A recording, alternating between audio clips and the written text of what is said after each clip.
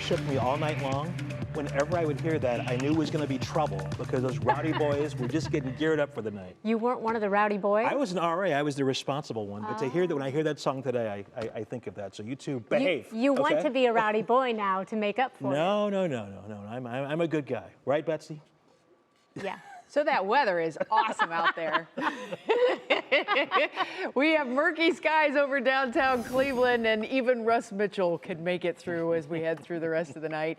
Temperatures are going to fade back into the upper 50s, mainly cloudy skies with some fog developing and a few showers and drizzly bits still to go. This is a live look over downtown. Midges still flying around, and you can see the bottom of the clouds. So this is on the CSU tower, so 17 stories or so up, and you can see right there. That's called the lifted condensation level. That's the bottom of the clouds. And down below that, we have beautiful visibility. Up above, we can't see the tops of the buildings. And then beyond that, it gets a little bit cloudy. So evening and overnight, we're still going to stay murky. Drizzly areas. We're going to have some fog around and mist and all the things, just damp. So if you are still out and about, just know the roads are wet and we've had a very slow evening commute. And you're probably going to have to take it slow the rest of the night. Radar has been very fascinating to watch. We didn't have a whole lot of this showing up on radar until we started to get this little bit right there that came a little closer to us. That's a wave of energy that kind of takes all this moisture that we have around and activates it, helps to lift it. When we have lifting in the atmosphere, especially when we have all this humidity in place, that's when we're going to get showers. Mist and drizzle means that we are super saturated and things are not moving all that much. And so we really don't have good raindrop production. But now that this little wave of energy is coming in, we may actually start to get some better raindrops forming. And you can see we're starting to get these lines that are a little bit more organized in these showers. So on the east side, you're probably going to end up with some light rain showers if you have the mist and drizzle now. And this will continue to kind of move up toward Lake Geauga and Portage County. So just a heads up for you folks. Farther south and west, I think we're starting to see some improving conditions overall, but we'll still say it's going to be damp and drizzly tonight because we'll have some areas of fog around, especially southeast. Temperatures drop back into the 50s for the start of your day tomorrow. And we have a nice turnaround that's coming in. I think we're still going to manage a few peaks of sun amongst a few showers as well.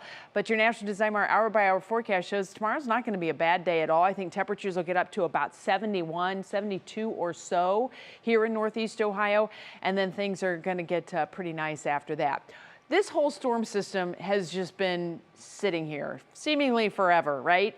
But it is a very complex system that is set up. There are three different parts to this thing. We have an East Coast low. There's a low that's an upper level low that's sitting back here in the Western Lakes. And then there's this system that's coming through the plains. This is the one that we have to get all the way past us to finally start to see some improving conditions. Watch how this unfolds. So here's this system on the model I'm showing you. This is the European model. And you can see how this system moves right up into New England, and then we get these little circles. These are isobars, lines of equal pressure. So that's how we can identify where low pressure centers are and where high pressure centers are. So low pressure is a lot smaller, tightly packed. They're going to have wet, windy conditions this weekend in New England. We'll be on the back side of that. So we'll still have a few lingering showers early Saturday, but then as that low moves out, the shower chances move out, the cold air will eventually move out, and we will have dramatically improving conditions as we head through next week. And it's all because of an area of low pressure in the Plains states. Here is your Medina Country Club forecast. 71 for tomorrow. A few sun peaks, a few showers here and there possible. And then we take a bit of a step back for Friday and Saturday as that low swings by. We're stuck with a little bit of cold air.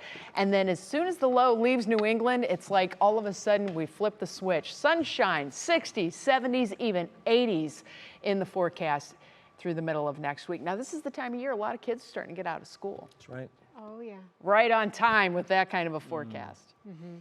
5 days of 80s, I see. Holding to it tight. Here it comes. Please. All right, Betsy, thank you. Thanks, Bets.